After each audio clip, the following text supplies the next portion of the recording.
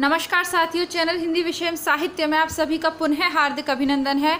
और आज की कक्षा में हम अध्ययन करेंगे रामचंद्र शुक्ल की पुस्तक हिंदी साहित्य के इतिहास के अंतर्गत कवि छायावादी कवि श्री सुमित्रानंदन पंत को। रामचंद्र शुक्ल ने हिंदी साहित्य का ये जो पद्य वाला भाग है इसको प्रथम उत्थान, द्वितीय उत्थान और तृतीय उत्थान के अंतर्गत व्यक्त किया है। तो तृतीय उत्थान के अंतर्गत छायावाद को उन्होंने सम्मिलित किया है। तो छायावाद हम पढ़ चुके हैं। छायावाद के अंतर्गत जयशंकर प्रसाद की रचनाओं और जयशंकर प्रसाद को हम पढ़ चुके हैं। और आज हम पढ़ेंगे श्री सुमित्रानंदन पंत को। यह पुस्तक में के चुनिंदा अंश मैं आपको इसलिए पढ़ा रही हूँ क्योंकि इनसे सीधे सीधे प्रश्न परीक्षाओं में पूछे जाते हैं। जैसे कि कल जब मैंने आपको प्रसाद को पढ़ा रही थी मैं आपको, तो ये पंक्तियाँ आई थी कि अतः इनकी रहस्यवादी रचनाओं को देखकर चाहे तो यह कहें कि इनकी मधुवर्षा के मानस प्रसार के लिए रहस्यवाद का पर्दा मिल गया, अथवा यह कहें कि इनकी सारी प्रणयानुभूति ससीम पर से कूदकर असीम पर जा रही। तो ये कल जो मैं आपको पढ़ा रही थी मैंने कहा था आप इसे हाईलाइट कर लीजिएगा। यही लाइन एज इट इज़ 21 दिसंबर 2018 वाले पेपर में पूछी गई है, मैंने आपको करवाया था। देखिए यहाँ पे दिया हुआ है, प्रसाद की पंक्ति हैं, इनकी रहस्यवादी रचनाओं को देखकर चाहता एज इट इज़ दी हुई हैं। फिर पंत की भी पंक्तियाँ उन्होंने पूछी हैं 2018 वाले में। और उसके बाद छायावाद के चारों कवियों की, ये मेरा रजिस्टर है जिससे मैंने आपको करवाया था। पेपर पुराने आपने नहीं सॉल्व किए हो तो चैनल पे प्लेलिस्ट बनी हुई है, आपको मिल जाएंगे। यह कहा है निराला के बारे में, ये महादेवी वर्मा के बारे में कहा, यानी चारों छायावादी कवियों के कथन देकर शुक्ल के ही कथन है, ठीक है। लेकिन पूछा ये कि किस कवि के बारे में क्या कहा है। देखिए आचार्य रामचंद्र शुक्ल के कथन दिए हैं और उनको हमें एक तरीके से सेट करना है कि कौन सा कथन कौन से छायावादी कवि के प्रति कहा गया है। इसीलिए मैं आपको ये छायावादी कवि शुक्ल की पुस्तक से करा रही हूँ। जहाँ तक पूरे हिंदी साहित्य के इतिहास को करवाने की बात है, जो कि आपकी नेट की परीक्षा की इकाई 2 में लगा है, बल्कि हिंदी की सभी प्रतियोगी परीक्षाओं में लगा हुआ है, तो हिंदी साहित्य का सरल एवं संक्षिप्त इतिहास नामक एक पुस्तक है, उसकी प्लेलिस्ट बनी हुई है, आप चेक कर लीजिए, आपको वहाँ पे सभी मिल जाएगा। प्रगति काल, प्रयोग काल, जितने भी वाद विवाद चले हिंदी साहित्य में समस्त उनका जो वर्णन है उसमें संकलित है और नोट्स के रूप में, यानी 15-20 मिनट का एक वीडियो है जहाँ प्रगतिवाद है, फिर इसी प्रकार 15-20 मिनट का आगे का वीडियो है जहाँ प्रयोगवाद है। यानी सभी शुरू से लेके आदि से लेकर आपको आधुनिक काल की सभी धाराओं से संबंधित मैंने वहाँ पे आपको करवा चुकी हूँ। कहानी आंदोलन जो चले हैं गद्य के अंतर्गत, कहानी, नई कहानी, जनवादी कहानी, ये सब भी मैं आपको करवा चुकी हूँ। यह टॉपिक स्पेशली जैसे मैंने कहा कि छायावाद से लगातार प्रश्न पूछे जा रहे हैं शुक्ल के अनुसार, सिर्फ इसलिए मैं आपको करवा रही हूँ। इनकी बुक से शुरू करते हैं हमारा आज की कक्षा को। श्री सुमित्रानंदन पंत। शुक्ल जी कहते हैं कि पंत जी की रचनाओं का आरंभ संवत 1975 से समझना चाहिए। इनकी प्रारंभिक कविताएं वीणा में, जिसमें हतंत्री के तार भी हैं, हृदय तंत्री के तार भी हैं, संग्रहित है। उन्हें देखने पर गीतांजलि का प्रभाव कुछ लक्षित अवश्य होता है, पर साथ ही आगे चलकर प्रवर्धित चित्रमयी भाषा के उपयुक्त रमणीय कल्पना का जगह जगह बहुत ही प्रचुर आभास मिलता है। गीतांजलि का रहस्यात्मक प्रभाव ऐसे गीतों पर देखकर ही कहा जा सकता है। आगे इन्होंने गीत दिया हुआ होगा। उससे पहले मैं आपको देखिए बता दूं कि वीणा सुमित्रानंदन पंत का एक प्रसिद्ध काव्य संग्रह है। अब क्या है कि इनकी पंक्तियां भी हम याद कर लेंगे और जो प्रमुख काव्य संग्रह हैं उनके विषय में भी जान लेंगे, और इनकी जो प्रमुख कविताओं की विशेषताएं हैं उनके अर्थ क्या हैं वह भी जान लेंगे। तो जहां से पंक्तियों वाले प्रश्न पूछे जाते हैं, जहाँ एक दोहा दे दिया जाता है, उसके अर्थ में से हमें सही उत्तर चुनना होता है, तो वो वाले प्रश्न भी आपके हो जाएंगे। शुरू में जब छायावाद टॉपिक अभी हमने पढ़ा था तब उसके अंतर्गत हमने देखा था कि छायावाद का उदय शुक्ल जी ने बंगला भाषा में जो रविन्द्रनाथ टैगोर हैं उनकी गीतांजलि पुस्तक से माना है। तो उसी के विषय में कह रहे हैं कि शुरू में सब पे प्रभाव है, लेकिन बाद में ऐसा परिलक्षित नहीं होता कि इन पर रविन्द्रनाथ ठाकुर या बांग्ला का प्रभाव है। अब इनकी रहस्यवाद से युक्त तो देखते हैं। हुआ था जब संध्या आलोक हंस रहे थे तुम पश्चिम ओर, विहंगरव बनकर मैं चितचोर, गा रहा था गुण किंतु कठोर, रहे तुम नहीं वहाँ भी शोक। पर पंत जी की रहस्य भावना प्राय स्वाभाविक ही रही, यानी कि थोड़ी बहुत रहस्य की अभिव्यक्ति तो सभी छायावादियों ने की है, पर सर्वाधिक किसमें हुई है? महादेवी वर्मा में हुई है। वाद का सांप्रदायिक स्वरूप उसने शायद ही कहीं ग्रहण किया हो। उनकी जो एक बड़ी विशेषता है प्रकृति के सुंदर रूपों की आह्लादमयी अनुभूति, वह वीणा में कई जगह पाई गई है। सौंदर्य का आह्लाद उनकी कल्पना को एक सेकंड थोड़ा सा इसको सेट करते हैं। सौंदर्य का आह्लाद उनकी कल्पना को उत्तेजित करके ऐसे अप्रस्तुत रूपों की योजना में प्रवृत्त करता है जिनसे प्रस्तुत रूपों की सौंदर्य अनुभूति के प्रसार के लिए अनेक मार्ग से खुल जाते हैं। वीणा की कविताओं में इसने लोगों को बहुत आकर्षित किया। दोबारा से इसको देख लेते हैं, समझ में नहीं आया तो। पंत जी की रहस्य भावना प्राय स्वाभाविक ही रही है, यानी इस तरीके की रहस्यात्मक अभिव्यक्ति उन्होंने की है जो लोगों की समझ में आती है। बहुत ज़्यादा शब्द क्रीड़ा के चक्कर में वो नहीं पड़े हैं। वाद का सांप्रदायिक स्वरूप उसने शायद ही कहीं ग्रहण किया, यानी किसी वाद को विशेष को लेकर वो नहीं चली, जैसे छायावाद है, मतलब किसी विशेष बात को लेकर नहीं चली है। पंत जी की जो बड़ी विशेषता है वह प्रकृति के सुंदर रूपों का आह्लादमयी अनुभूति, वह वीणा में कई जगह पाई जाती है। आपको पता भी है कि सुमित्रा नंदन पंत को प्रकृति का सुकुमार कवि भी कहा जाता है। सौंदर्य का आह्लाद उसकी कल्पना को उत्तेजित करके ऐसे अप्रस्तुत रूपों की योजना में प्रवृत्त करता है जिनके प्रस्तुत रूपों की सौंदर्य अनुभूति के प्रसार के लिए मार्ग खुलता है, यानी उद्देश्य का प्रकृति पर आकर, पृथ्वी पर आकर ही उनकी दृष्टि टिक जाती है। ठीक है, तो देखते हैं वीणा की कविता है। ये पूछ भी सकता है कि यह पंक्तियां कौन से काव्य संग्रह से ली गई हैं। देखते हैं। प्रथम रश्मि का आना रंगनी तूने कैसे पहचाना, कहाँ कहाँ है बाल विहंगनी पाया तूने यह गाना। निराकार तुम मानो सहसा ज्योतिपुंज में हो साकार, बदल गया द्रुत जग जाल में धरकर नाम रूप नाना। खुले पलक फैली सुवर्ण छवि खिली शोर भी डोले मधुबाल, स्पंदन कंपन नवजीवन फिर सीखा जग ने अपनाना। तो इस प्रकार है ये। अब देखिए छायावाद में बहुत ज़्यादा तुकांत रचनाओं का इतना प्रभाव नहीं है, ये शुरू में हम जान चुके हैं। उस मूर्तिमती लाक्षणिकता का आभास जो पल्लव में जाकर अपनी हद को पहुंचती है वीणा से ही मिलने लगता है। मारुत ने जिसकी अलकों में चंचल चुंबन उलझाया, अंधकार का अलसित अंचल अब द्रुत ओढ़ेगा संसार, जहां स्वप्न सजते श्रृंगार। वीणा के उपरांत ग्रंथि है असफल प्रेम की। यह वीणा, ग्रंथि, पल्लव ये भी इनके सब प्रसिद्ध काव्य संग्रह हैं। ग्रंथि का वर्ण विषय क्या है? असफल प्रेम। इसमें एक छोटे से प्रेम प्रसंग को आधार लेकर एक युवक कवि ने प्रेम की आनंद भूमि में प्रवेश फिर चिर विषाद के गर्त में पतन दिखाया है। प्रसंग की कोई नई उद्भावना नहीं है, क्योंकि श्रृंगार और वियोग तो प्रेम के दो हमेशा पक्ष रहे हैं।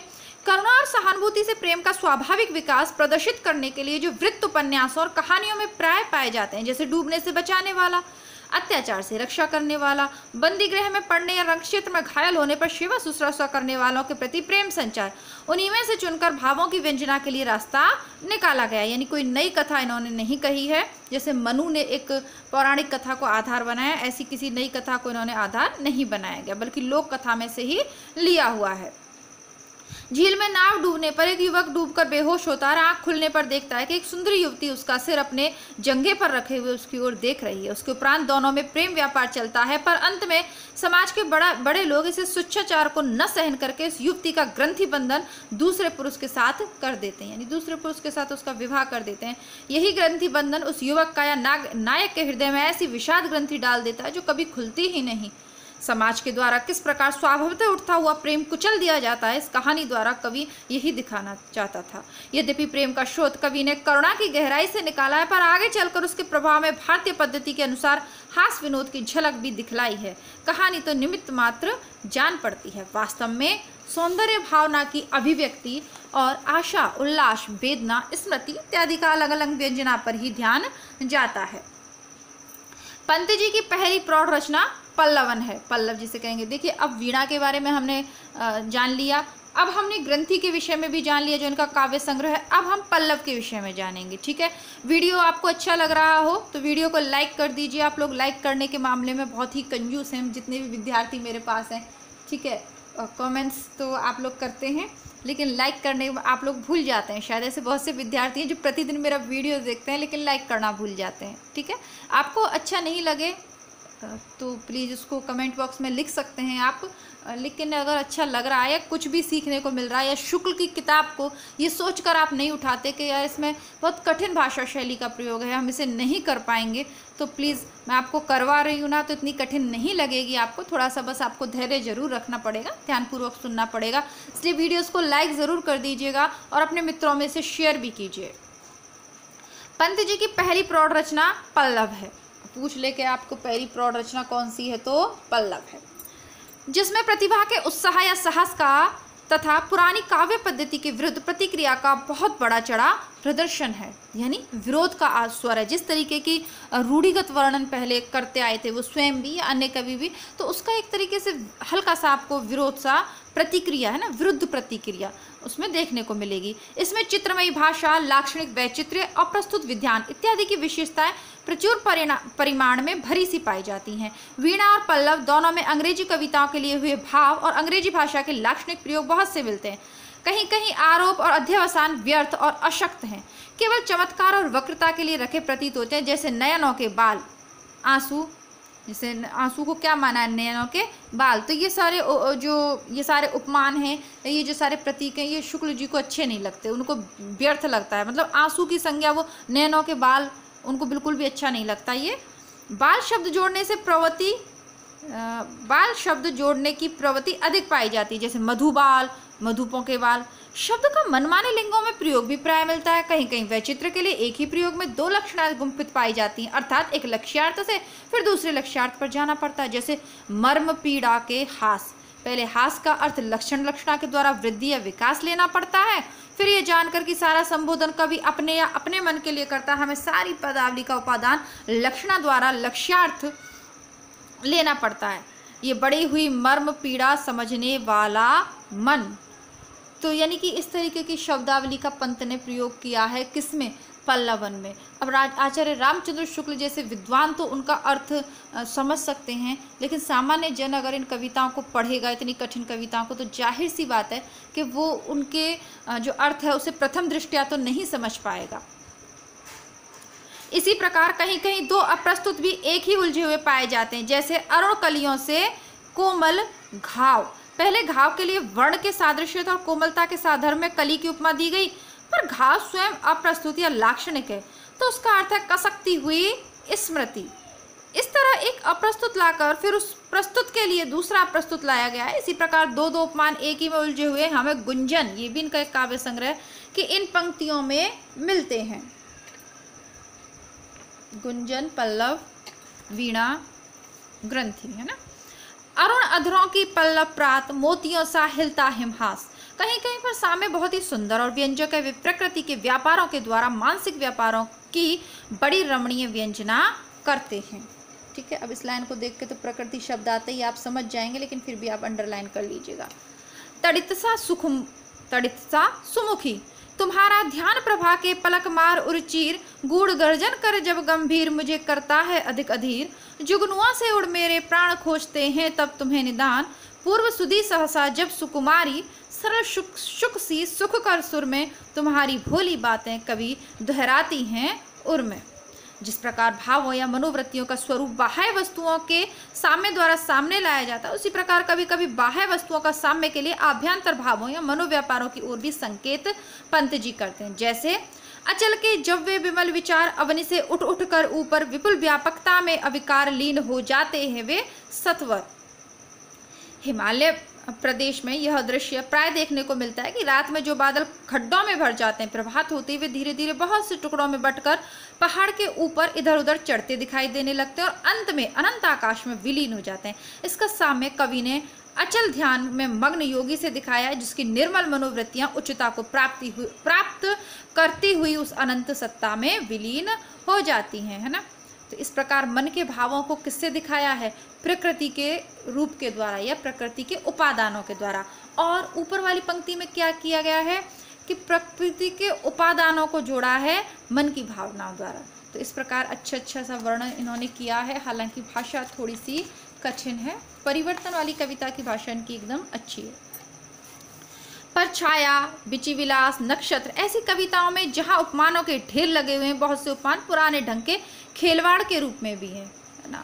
शुक्ल जी बिल्कुल तटस्थ लिखने वाले हैं। यहाँ पे लिख दिया पंत जी के लिए कि पुराने ढंग के खिलवाड़ के रूप में ही है, यानी पुराने ही उपमान है, नया कुछ नहीं है। वारी बेल सी फैल अमूल छा अपत्र सरिता के कूल बिकसा और सुकुचा नवजात बिना लाल के फैनिल फूल। विचि विलास से लिया है। नक्षत्र कविता देखते हैं।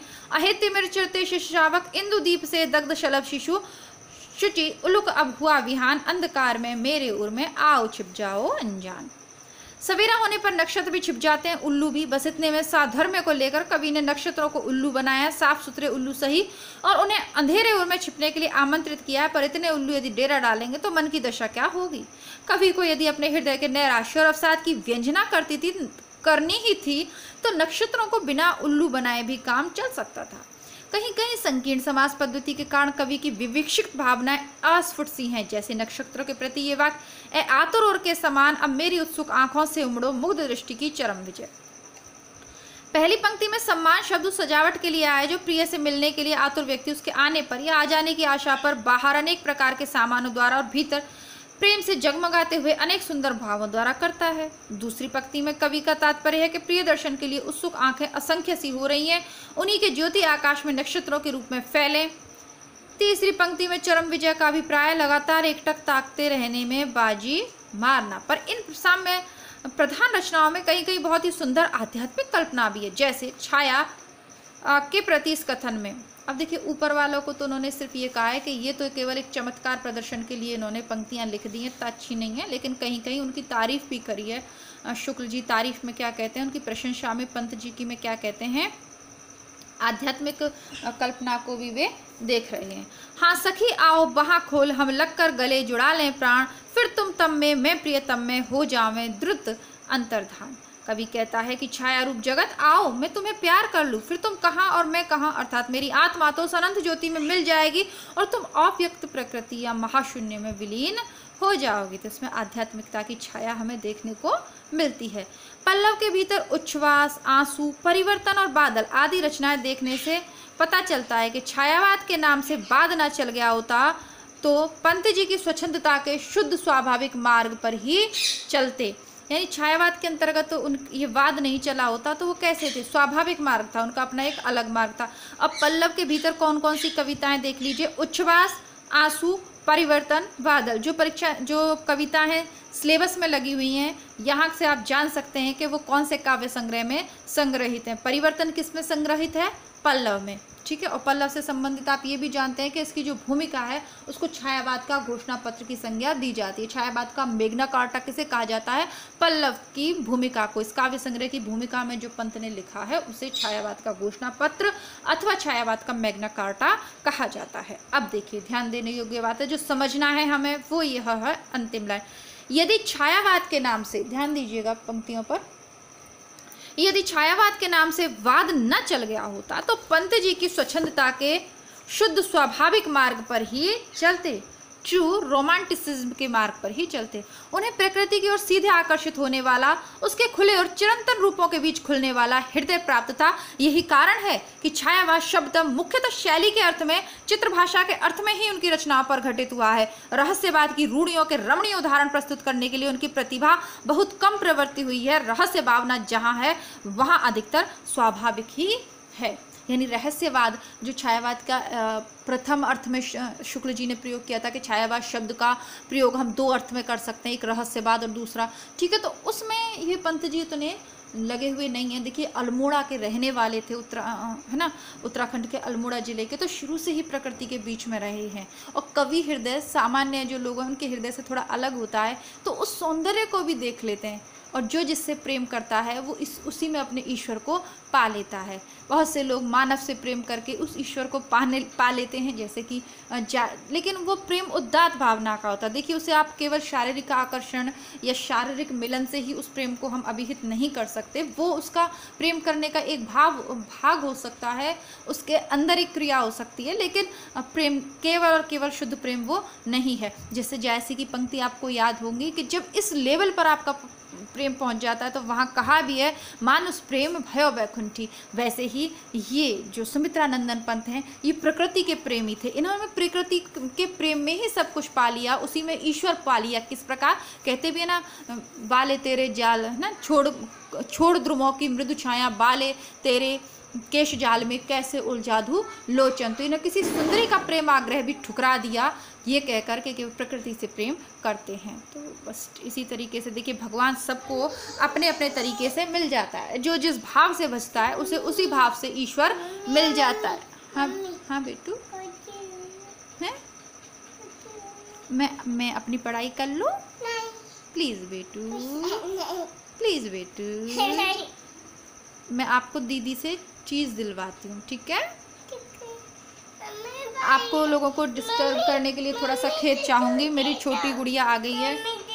एक सेकंड बेटी, बहन को लाई दे दो, लाई जा, दीदी से आप चीजू ले लो। थोड़ा सा डिस्टर्ब हो गया। कहाँ बोल रहे थे हम? हाँ जी, यहाँ पढ़ रहे थे। चलिए आगे बढ़ते हैं। पल्लव में रहस्यात्मक रचनाएं हैं स्वप्न और मौन निमंत्रण।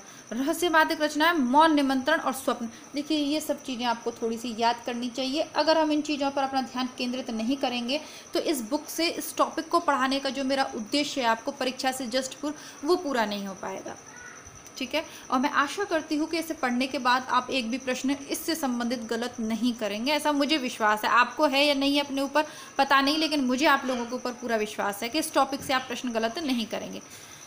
पर जैसा कि पहले कहे आए, पंत जी की रहस्य भावना स्वाभाविक है, सांप्रदायिक नहीं है। ऐसी रहस्य भावना इस रहस्यमय जगत के नाना रूपों को देखकर प्रत्येक सहृदय व्यक्ति के मन में कभी कभी उठा करती है। व्यक्ति जगत के नाना रूपों और व्यापारों के भीतर किसी अज्ञात चेतन सत्ता का अनुभव करता हुआ कभी इसे केवल अतृप्त जिज्ञासा के रूप में प्रकट करता है। दूसरी बात ध्यान देने की यह है कि उस अज्ञात प्रियतम के प्रति प्रेम की व्यंजना में भी कवि ने प्रिय और प्रेमिका के स्वाभाविक स्त्री पुरुष भेद रखा है। प्रसाद जी के समान दोनों पुल्लिंग रखकर फारसी या सूफी रूढ़ी का अनुसरण नहीं किया है। इसी प्रकार वेदना की वैसी विविध विवृत्ति भी नहीं मिलती, जैसा कि प्रसाद जी ने कहा है कि छिल छिल कर छाले फोड़े मल मल कर मृदुल चरण से। तो ऐसा विविध रूप भी इनमें नहीं मिलता है। और प्रसाद जी ने क्या किया है कि दोनों को पुल्लिंग रूप में किया है, लेकिन इन्होंने स्त्री पुरुष का भेद रखा है। किसी भी सूफी रूढ़ी का अनुसरण इन्होंने नहीं किया। यानी कि कहना चाहते हैं शुक्ल जी कि प्रसाद जी ने छायावाद को लेकर ही रचना की है, एक वाद को लेकर ही रचना करी है, जबकि पंत जी का तो प्रकृति के प्रति प्रेम है। अब जैसे कभी भी हम लोग भी तो इस तरीके के कभी भजनों में भी आता है, बिन खंबे के, है ना, बिन आधार के टिकी है धरती, बिन खंबे आकाश, तेरी महिमा है अपरंपार, है ना, कण कण में छिपे हैं भगवान। तो इस तरीके की बातें जब सामान्य मनुष्य भी करते हैं तो कवि से तो अगर इस तरीके की बातें करें तो कोई विशेष बात इसमें नहीं है। जगत के पारमार्थिक स्वरूप की जिज्ञासा बहुत ही सुंदर भोलेपन के साथ शिशु को संबोधित करके कवि ने इस प्रकार की है। न अपना ही न जगत का ज्ञान, न परिचित है जिन नयन न कान, दिखता है जग कैसा तात नाम गुण रूप अजान। कवि यह कहकर कि शिशु पर अभी उस नाम रूप का प्रभाव पूरा नहीं पड़ा है जो सत्ता के पारमार्थिक स्वरूप को छिपा देता है, उससे पूछता है कि भला बताओ तो यह जगत तुम्हें कैसा दिखाई पड़ता है। छायावाद के भीतर छायावाद के भीतर माने जाने वाले सब कवियों में प्रकृति के साथ सीधा प्रेम संबंध पंत जी का ही दिखाई पड़ता है। प्रकृति के अत्यंत रमणीय खंड के बीच उनके हृदय ने रंग रूप पकड़ा है। पल्लव, उच्छ्वास और आंसू में हम उस मनोरम खंड के प्रेमार्थ स्मृति पाते हैं। यह अवश्य है कि सुषमा की ही उमंग भरी भावना के भीतर हम उन्हें रमते देखते हैं। बादल को अनेक नेत्राभिराम रूपों में उन्होंने कल्पना की रंगभूमि पर ले आकर देखा है। जैसे फिर परियों के बच्चे से हम सुबह सीप के पंख पसार, समुद्र तैरते सुचि ज्योत्सना में पकड़ इंदु के कर सुकुमार। तो है ना, कितनी प्यारी प्यारी सी कविता है ये। सुकुमार, प्रकृति के सुकुमार कवि कहा है। दोबारा पढ़ते हैं इसको। फिर परियों के बच्चे से हम सुबह से सीप के पंख पसार, समुद्र तैरते सुचि ज्योत्सना में पकड़ इंदु के कर सुकुमार।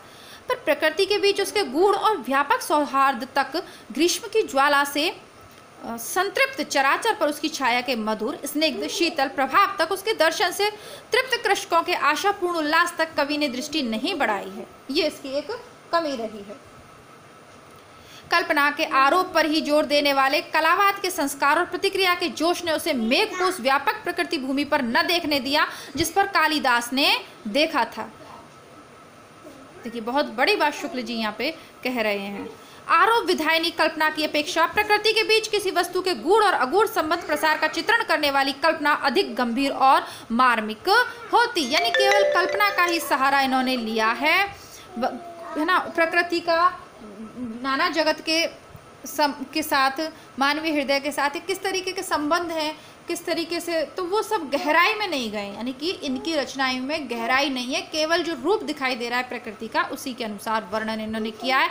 वो कहते हैं संबंध प्रसार का चित्रण करने वाली यदि कल्पना करते तो और गंभीर और मार्मिक होती। यानी कल्पनावादी तो ये सब लोग थे ना, कल्पना कर करके तो काव्य लिखा गया है छायावाद का।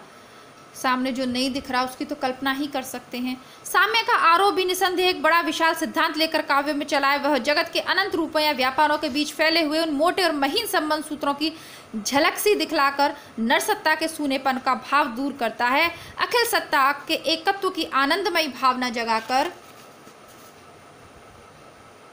देखते हैं जी, आपका एक वीडियो में हो जाएगा क्या, काफ़ी बड़ा है, पंत जी पे काफ़ी विस्तार से इन्होंने लिखा है, तो शायद आपका ये एक वीडियो में नहीं हो पाएगा। कोई बात नहीं, हम इसको थोड़ा सा 2 वीडियो में करेंगे यदि नहीं होगा, लेकिन पढ़ेंगे जरूर छायावादी कवियों को पूरा पूरा। हमारे हृदय के बंधन खोलता है, दोबारा से लाइन को देखते हैं, छूट गई थी बीच में। अखिल सत्ता के एकत्व की आनंदमयी भावना जगाकर हमारे हृदय के बंधन खोलता है। जब हम रमणी के मुख के साथ कमल, स्मृति के साथ अधखिली कलिका सामने पाते हैं, तब ऐसा अनुभव होता है कि एक ही सौंदर्य धारा से मनुष्य भी और पेड़ पौधे भी रूप रंग प्राप्त करते हैं। यही तक नहीं, भाषा ने व्यवहार की सुगमता के लिए अलग अलग शब्द भी रचकर जो भेद खड़े किए हैं, वे कभी कभी इन आरोपों के सहारे थोड़ी देर के लिए हमसे दूर हो जाते हैं। यदि किसी बड़े पेड़ के नीचे उसी के गिरे हुए बीजों से जमे हुए छोटे छोटे पौधों को हम आसपास खेलते उसके बच्चे कहें तो आत्मीयता का भाव छलक ही जाएगा। कलावाद के प्रभाव से जिस सौंदर्यवाद का चलन यूरोप के काव्य क्षेत्र के भीतर हुआ था, पंत जी पर उसका पूरा प्रभाव है। उन्होंने स्पष्ट रूप से कई स्थानों पर सौंदर्य चयन को अपने जीवन की साधना कहा है, जैसे धूल की ढेरी में अनजान छिपे हैं मेरे मधुमेह गान। बहुत ही प्रसिद्ध पंक्तियां हैं इनकी, थोड़ा सा ध्यान दे के पढ़िएगा, हो सकता है परीक्षा में पूछ ली जाए। धूल की ढेरी में अनजान छिपे हैं मेरे मधुमेह गान, कुटिल कांटे हैं कहीं कठोर जटिल, तरुजाल है किसी और सुमंदल चुन चुन कर निशिभोर, खोजना है अजान वह छोर, मेरा मधुकर का सा जीवन कठिन कर्म है कोमल है मन। तो कांत इनकी रचनाएं नहीं है। उस समय तक कवि प्रकृति के केवल सुंदर मधुर पक्ष में अपने हृदय को कोमल और मधुर भावों के साथ लीन था। कर्म मार्ग उसे कठोर दिखाई पड़ता था। कर्म सौंदर्य का साक्षात्कार उसे नहीं हुआ था, उसका साक्षात्कार आगे चलकर हुआ जब वह धीरे धीरे जगत और जीवन के पूर्ण स्वरूप की ओर दृष्टि ले गया। पल्लव के अंत में पंत जी की जगत के विषम परिवर्तन के नाना दृश्य सामने लाए हैं। इसकी प्रेरणा शायद उनके व्यक्तिगत जीवन के किसी विषम स्थिति ने की है। ठीक है, जैसा कि मैंने आपको कहा कि मुझे इनकी परिवर्तन नामक कविता काफ़ी प्रसिद्ध है, एमए में पढ़ी, पसंद है, एमए में पढ़ी थी तो मैं इससे काफ़ी प्रभावित हुई थी। जगत के सत्य को इतने सुंदर शब्दों में लिखा है। अपन सब पढ़ेंगे इसको भी, है ना, पढ़ेंगे, सब कुछ पढ़ेंगे, कुछ नहीं छोड़ेंगे। जगत की परिवर्तनशीलता मनुष्य जाति को चिरकाल से शुद्ध करती आ रही है। परिवर्तन संसार का नियम है, यह बात स्वतः सिद्ध होने पर भी सहृदय और कवियों का मर्म स्पर्श करती रही है और करती रहेगी, क्योंकि इसका संबंध जीवन के नित्य स्वरूप से है। जीवन के व्यापक क्षेत्र में प्रवेश के कारण कवि कल्पना को कोमल, कठोर, मधुर, कटु, करुण, भयंकर कई प्रकार की भूमियों पर बहुत दूर तक संबद्ध धारा के रूप में चलना पड़ा है। जहाँ कठोर और भयंकर, भव्य और विशाल तथा अधिक अर्थ समन्वित भावनाएं हैं, वहाँ कवि ने रोला छंद का सहारा लिया, यानी इनकी कविताओं में आपको रोला छंद भी मिलेगा। काव्य में चित्रमय भाषा सर्वत्र अनिवार्य नहीं, सृष्टि के गूढ़ अगूढ़ मार्मिक तथ्यों के चयन के द्वारा भी कवि भावना को मर्म स्पर्शी स्वरूप प्राप्त हो जाता है। इसका अनुभव शायद पंत जी को इस धारा में चलने वाली लंबी कविता के भीतर हुआ। इसी से कहीं कहीं हम सीधे साधे रूप में चुने हुए मार्मिक तथ्यों का सहारा मात्र पाते हैं, जैसे तुम निशंस नृप से जगती पर चढ़ अनियंत्रित, करते हो संस्कृति को उत्पीड़ित पदमर्दित, नग्न नगर कर भग्न भवन प्रतिमाएं खंडित, हर लेते हो विभव कला कौशल चिर संचित, आधि व्याधि बहुवृष्टि बात उत्पात अमंगल, वहनी बाढ़ भूकंप तुम्हारे विपुल सैन्य दल। ठीक है, इस तरीके से है ना, वहनी आग बाढ़ भूकंप ये तुम्हारे क्या हैं, सैनिक हैं, सैन्य दल हैं। चित्रमयी लाक्षणिक भाषा तथा रूपक आदि का भी बहुत ही सफल प्रयोग इस रचना के भीतर हुआ है। उसके द्वारा तीव्र मर्म वेदना जगाने वाली शक्ति की पूरी प्रतिष्ठा हुई है। एक उदाहरण देखिए, ये सभी पल्लव से लिए हुए उदाहरण है ना। अहे निष्ठुर परिवर्तन, ये परिवर्तन कविता से, अहे बासुकी सहस्त्रफन, लक्ष्य अलक्षित चरण तुम्हारे चिन्ह निरंतर छोड़ रहे हैं जग के विकसित वक्षस्थल पर। शश्वत फेनोच्छवासित स्फीत फुत्कार भयंकर घुमा रहे हैं घनाकार जगती का अंबर।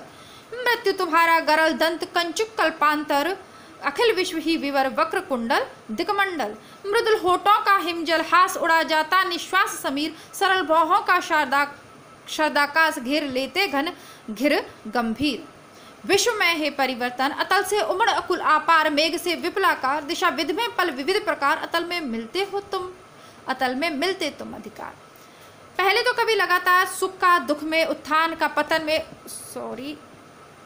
सुख का दुख में उत्थान का पतन में, उल्लास का विषाद में, सुषमा का शुष्कता और मलनता में परिवर्तन सामने ला लाकर हाहाकार का एक विश्वव्यापक सुनाता हुआ शोभ से विश्वव्यापक स्वर सुनता हुआ शोभ से भर जाता है। फिर परिवर्तन के दूसरे पक्ष पर भी दुख दशा से सुख दशा की प्राप्ति पर भी थोड़ा दृष्टिपात करके चिंतोन्मुख हो जाता है और परिवर्तन को एक महाकरुण कांड के रूप में देखने के स्थान पर सुख दुख की उलझी हुई समस्या के रूप में देखता है, जिसकी पूर्ति इस व्यक्त जगत में नहीं हो सकती, जिसका सारा रहस्य इस जीवन के उस पार ही खुल सकता है। आज का दुख कल का आह्लाद और कल का सुख आज विषाद, समस्या स्वप्न गूढ़ संसार पूर्ति जिसकी उस पार। सही बात है ना, मर के ही झंझट छूटेगा। कभी कभी क्या होता है कि जीवन में एक छोटी सी खुशी मिलती है, हम लोग बहुत खुश होते हैं, कोई सेलिब्रेशन है, कोई त्यौहार है, और दूसरे दिन कोई ना कोई प्रॉब्लम आ जाती है। जब आप उस प्रॉब्लम को सॉल्व करके आगे नहीं बढ़ जाते तब तक फिर दूसरी आ जाती है, तीसरी आ जाती है। और कभी कभी लगता है, हम लोग सरल शब्दों में कहते भी तो अपने लोग व्यवहार में कि यार अब तो मर के ही पीछा छूटेगा। तो बस वही चीज़ है, कभी लोग अपनी अच्छी सी भाषा के माध्यम से उनको थोड़ा सा सजा दजा के कह देते हैं और अपन लोग सीधे सीधे कह देते हैं, बात वही है। इस प्रकार तात्विक दृष्टि से जगत के द्वंद्वात्मक विधान को समझकर कवि अपने मन को शांत करता है।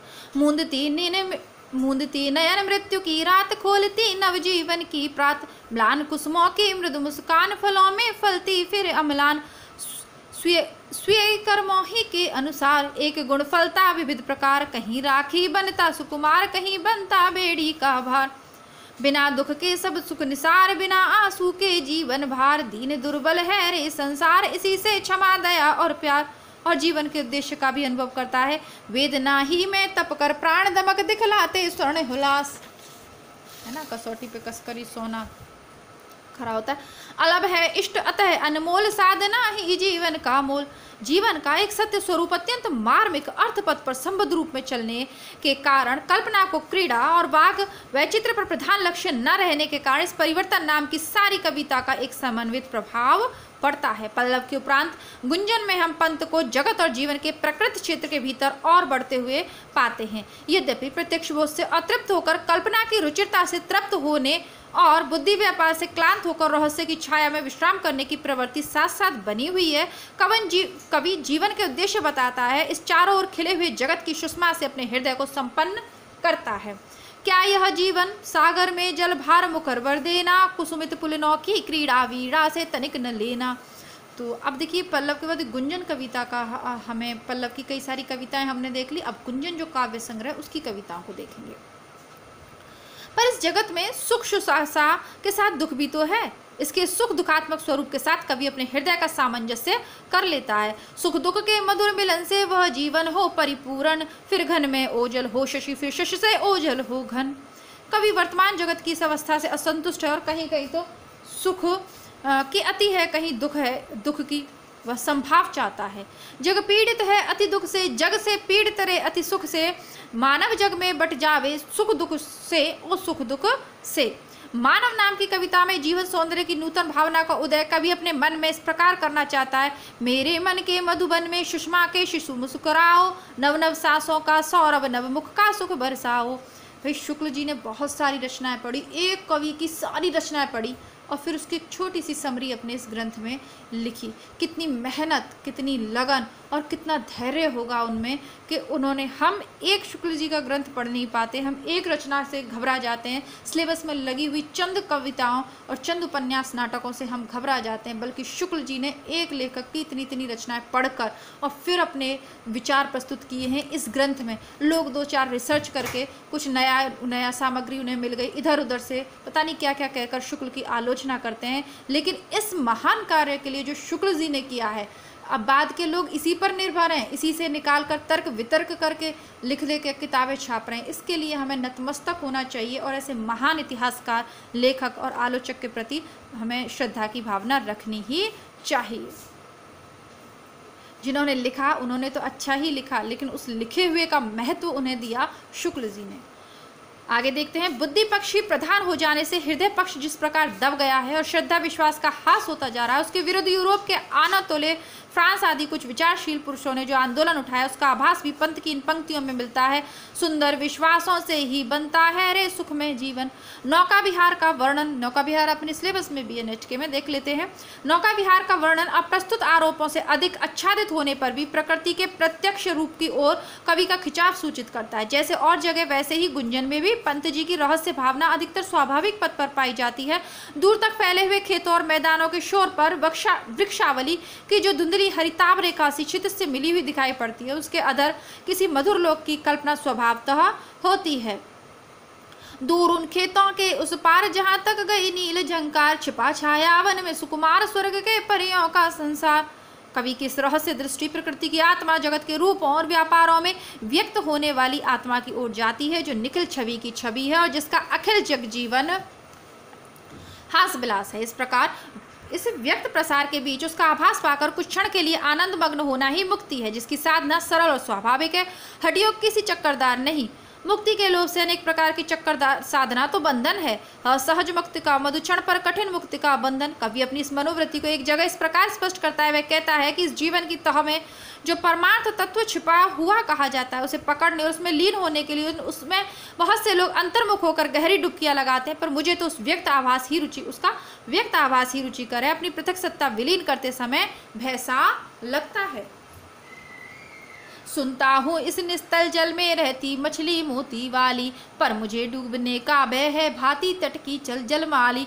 आएगी मेरे पुलिनों पर वह मोती की मछली सुंदर, मैं लहरों के तट पर बैठा रहूंगा उसकी छवि जी भर, बैठा देखूंगा उसकी छवि जी भर। है ना, प्रेम है। उस तरीके का प्रेम नहीं है जैसे महादेवी वर्मा का मुझे मिटने का अधिकार, मुझे तो उस तरीके का नहीं है। कैसा है वो, उसकी सुंदरता का आनंद लेना चाहता है, प्रकृति के नाना रूपों को देखना चाहता है, ईश्वर को के साथ रहना चाहता है ना, मतलब ईश्वर के साथ सामंजस्य स्थापित करना चाहता है उनके सौंदर्य के साथ। कहने का तात्पर्य है कि पंत जी की स्वाभाविक रहस्यवादना को प्रसाद और महादेवी वर्मा की, देखिए ये आ ही गया आगे जो मैं सोच रही थी। चलिए, महादेवी वर्मा की सांप्रदायिक रहस्य भावना से भिन्न समझना चाहिए। परमार्थिक ज्ञानोदय को अवश्य उन्होंने कुछ भी आज न लूंगी मोल नामक गीत में प्रकृति की सारी विभूतियों से श्रेष्ठ कहा है। रहस्यात्मकता की अपेक्षा कवि में दार्शनिकता अधिक पाई जाती है। विहक के प्रति नाम कविता में भी कवि ने अव्यक्त प्रकृति के बीच चैतन्य के सानिध्य से, शब्द ब्रह्म के संचार या स्पंदन वाइब्रेशन से सृष्टि के अनेक रूपात्मक विकास का बड़ा ही सजीव चित्रण किया है। तो ये विहक के नाम, विहक के प्रति है ना, विहक होता है पक्षी, तो देखिए ये पूछी जा सकती है, ध्यान से देखते हैं। कविता है विहक के प्रति। मुक्त पंखों में उड़ दिन रात सहज स्पंदित कर जग के प्राण, शून्य नभ भर दिया ज्ञात मधुर जीवन की मादक तान, छोड़ निर्जन का निवृत निवास, नीड में बद जंग के सानंद, भर दिए कलरव से दिशी आश, ग्रहों में कुस्मित मुदित अमंद, रिक्त होते जब जब तरुबास, रूप धर तू नव नव तत्काल, नित्य नादित रखता सोल्लास, विश्व के अक्षय वट की डाल। गुंजन में भी पंत जी की प्रतिभा बहुत ही व्यंजक और रमणीय सामने जगह जगह सामने रखती है। जैसे खुल खुल नव नव इच्छाएं फैलाती जीवन के दल, गागा प्राणों का मधुकर पीता मधुरस परिपूर्ण। इसी प्रकार लक्षण के सारे बहुत ही अर्थगर्भित और व्यंजक सामने इन पंक्तियों में पाते हैं। यह शैशव का सरल हास है, सहसा उर से है आ जाता, यह उषा का नव विकास है जो रज को है रजत बनाता, यह लघु लहरों का विलास है कलानाथ जिसमें खिंचाता। बहुत ही प्यारी प्यारी पंक्तियां हैं, ठीक है।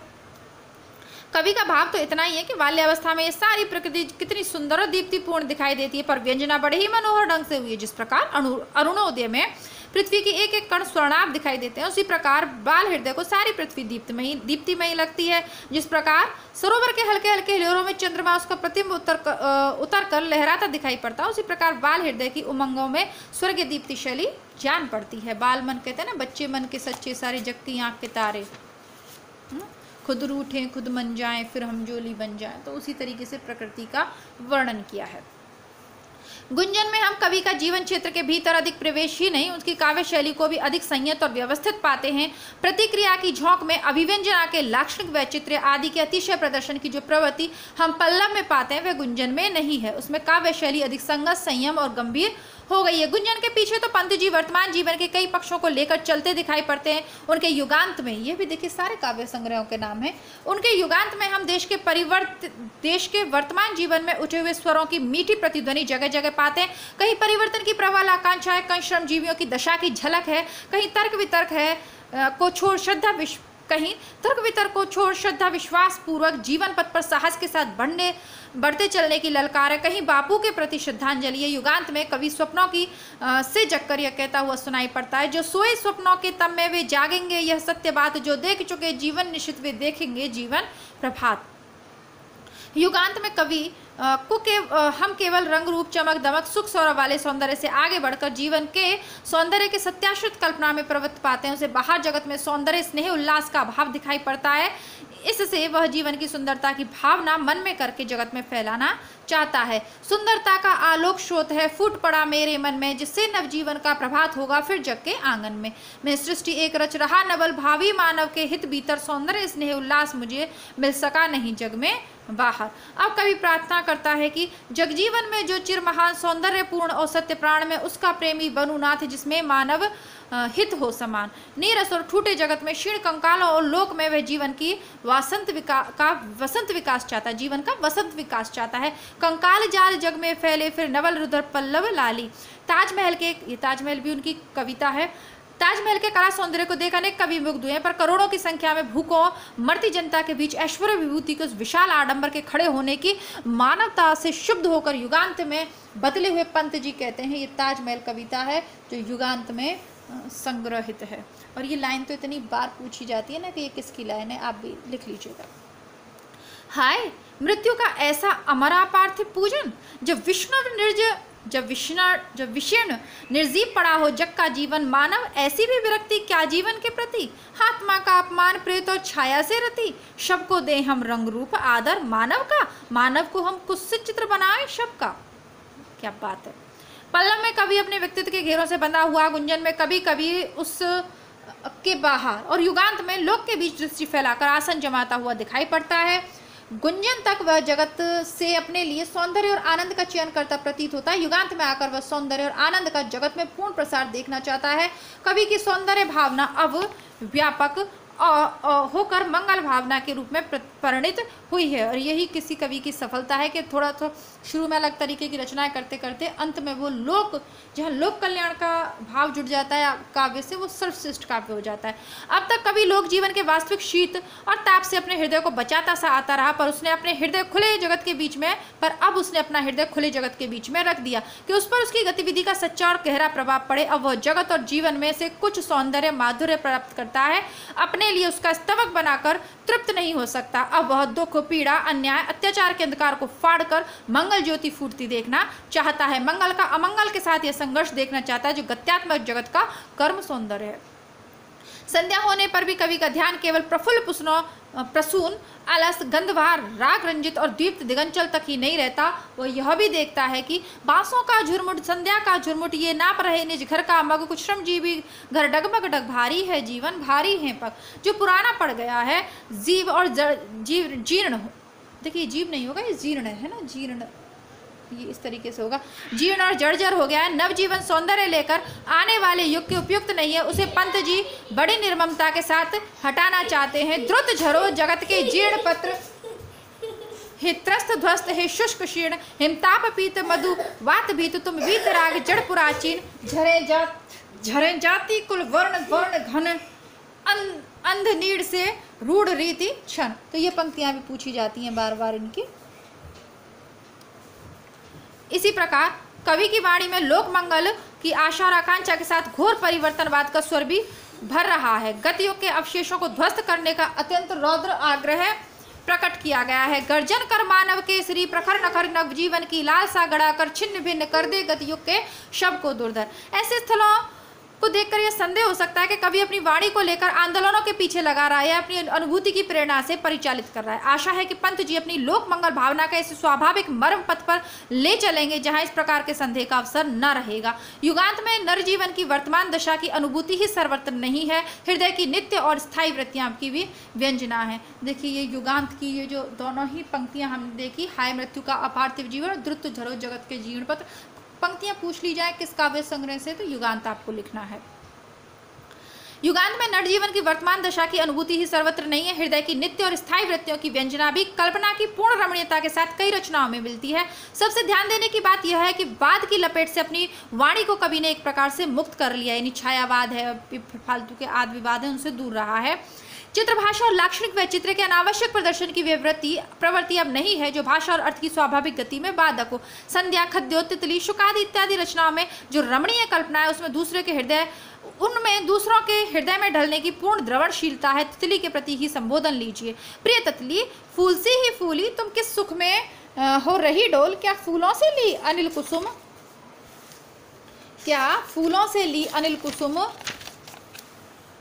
तुमने मन के मधु की मिठास। देखिए इसी वीडियो में पूरा करेंगे पंत को, दूसरा वीडियो हम निराला का बनाएंगे क्योंकि परीक्षा बहुत निकट आ गई है तो अब बहुत ज़्यादा वीडियो नहीं डाल पाऊंगी परीक्षा तक, फिर नेट की परीक्षा के बाद ही मैं वीडियो डालूंगी। आप लोग जुड़े रहिएगा, ऐसा नहीं है नेट परीक्षा के लिए जो स्टूडेंट जुड़े नेट परीक्षा होते ही बंद कर दें चैनल पे कमेंट्स वगैरह करना, ऐसा नहीं करना है। आगे जब तक असिस्टेंट प्रोफेसर नहीं बन सकते बन जाते, जुड़े रहिए।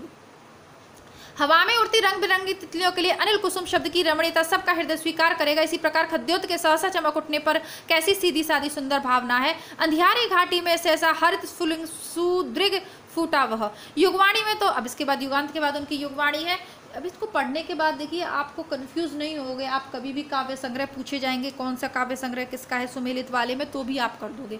युगवाणी में तो वर्तमान क्योंकि अब हमें पता है कि युगांत के अंतर्गत कौन सी कविता है, पल्लव में क्या है, ग्रंथि का क्या है, ठीक है। इसको डिटेल में पढ़ने के बहुत सारे फायदे होते हैं।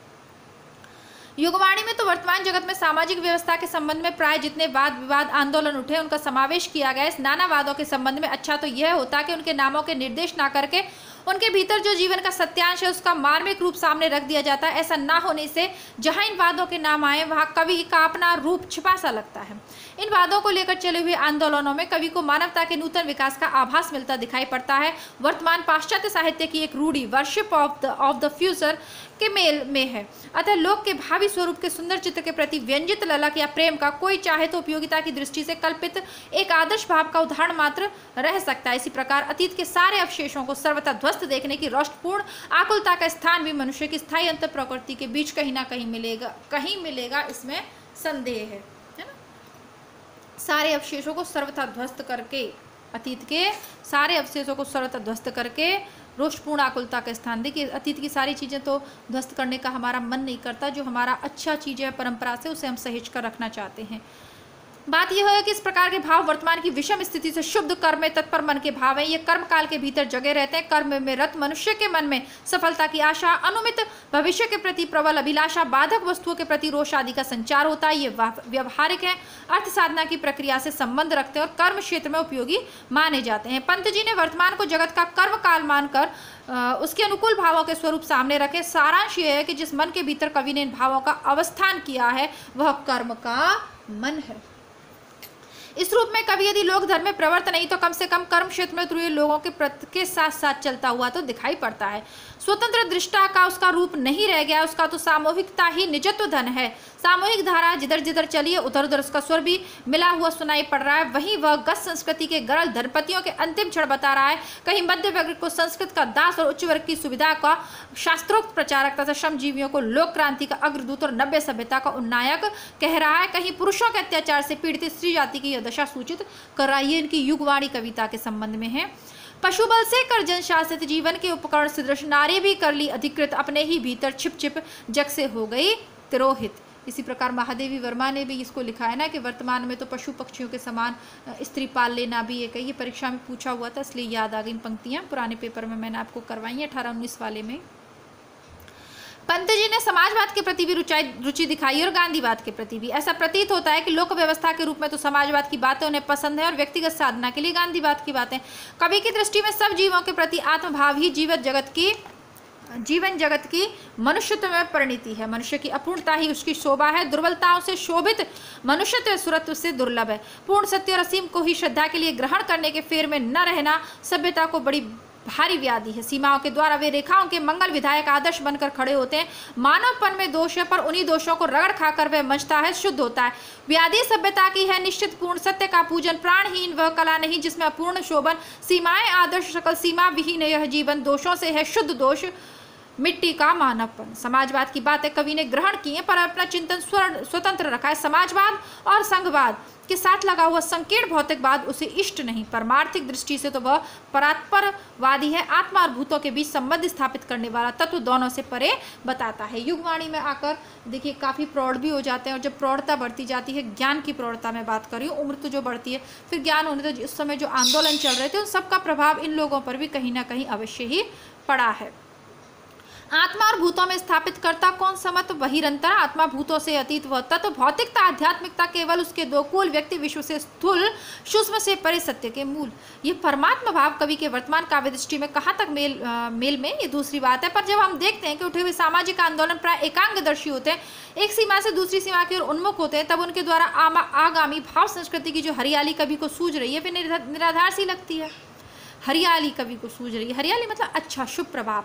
इससे हम तो यही चाहेंगे कि पंत जी आंदोलनों की लपेट से अलग रहकर जीवन के नित्य और प्रकृति स्वरूप को लेकर चले और उसके भीतर लोक मंगल की भावना का अवस्थान करें। यानी जब शुक्ल जी ये लिख रहे थे उस समय तक ये सब लोग जीवित थे, शुक्ल जी भी जीवित थे, है ना।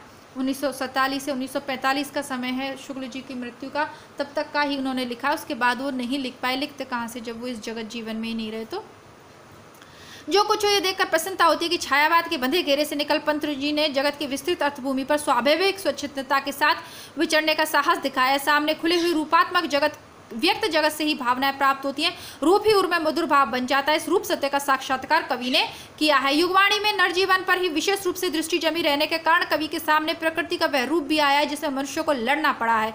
वही बाढ़ उल्का झंझा की भीषण भू पर कैसे रह सकता है कोमल मनुज कलेवर। मानवता के व्यापक संबंध अनुभूति के प्रभाव से दो लड़कों में कवि को पासी के दो नंग दड़ंगे बच्चे प्यारे लगे, जो जल्दी से टीले के नीचे उधर उतर कर हैं चुन ले जाते। कुड्डों से निधियां सुंदर, सिगरेट के खाली डिब्बे, पन्नी चमकीली, फीतों के टुकड़े, तस्वीरें नीली पीली। किंतु नर क्षेत्र के भीतर पंत जी की दृष्टि इतनी नहीं बंध गई है कि चराचर के साथ अधिक से अधिक व्यापक संबंध की जो अनुभूति मंद पड़ गई हो। युगवाणी में हम देखते हैं कि हमारे जीवन पथ के चारों ओर पड़ने वाली प्रकृति की साधारण छोटी छोटी वस्तुओं को भी कवि ने अपनेपन के साथ देखा है। समस्त पृथ्वी पर निर्भय विचरण करती जीवन की अक्षय चिन्हगी चींटी का अल्पंत कल्पनापूर्ण वर्णन हमें मिलता है। कवि के हृदय प्रसार का सबसे सुंदर प्राण हमें दो मित्रों में मिलता है, जहां उसने एक टीले के पास खड़े चिलबिल के दो पेड़ों को बड़ी मार्मिकता के साथ दो मित्रों के रूप में देखा है। उस निर्जन चीले पर दोनों चिलबिल एक दूसरे से मिले मित्रों से हैं खड़े, मौन मनोहर, दोनों पादप सह वर्षा तप हुए साथ हों बड़े दीर्घ सुदृढ़। शहद चाटने वालों और गुलाब की रूह सूंघने वालों को चाहे इसमें कुछ ना मिले, पर हमें तो इसके भीतर चराचर के साथ मनुष्य के संबंध की बड़ी प्यारी भावना मिलती है। झंझा में नीम का चित्रण भी बड़ी स्वाभाविक पद्धति पे पंत जी को छायावाद और रहस्यवाद से निकलकर स्वाभाविक स्वच्छंदतावाद की ओर बढ़ते देख हमें अवश्य संतोष होता है। ठीक है, इसी के साथ ये वीडियो यहाँ पे मैं समाप्त करती हूँ। अगली कक्षा में हम पढ़ेंगे सूर्यकांत त्रिपाठी निराला को, और बहुत जल्दी से हमारा छायावाद समाप्त हो जाएगा। आशा करती हूँ वीडियो अच्छे लग रहे हो। प्लीज़ आपकी क्या राय है इन वीडियो के माध्यम से? क्या आप इन्हें पढ़ना चाहते थे? क्या आप अकेले भी शुक्ल को इस तरीके से पढ़ते हैं या पहली बार मेरे साथ पढ़ रहे हैं? इन सभी इसके सवालों के जवाब कमेंट बॉक्स में मुझे ज़रूर लिखिएगा। मिलती हूँ कल सूर्यकांत त्रिपाठी निराला के साथ। तब तक के लिए नमस्कार, धन्यवाद, जय हिंद। अब मिट्ठू मियाँ भी चिल्लाने लग गए हैं, उनको भी खाना पीना चाहिए। ठीक है, बाय बाय।